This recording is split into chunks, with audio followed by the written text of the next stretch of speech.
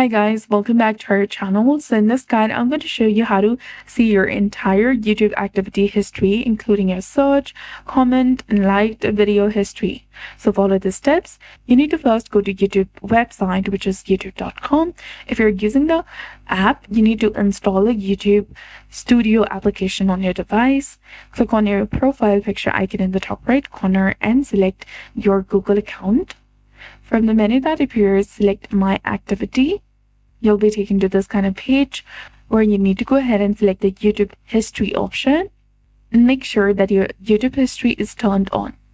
If you want to go ahead and check your comments, likes, and dislikes, go ahead and click on this Interactions option that is below the controls.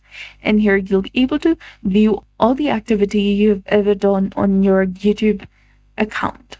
So under video interactions, you'll get the options of video likes and dislikes, comments, likes and dislikes, comments and replies, live chat messages, and other video interactions. Likewise, you can also go to the playables interactions and other YouTube interactions. So that's it. I hope you found this video helpful. If you did, please like, share, and subscribe. Thanks for watching. We'll see you again in the next one.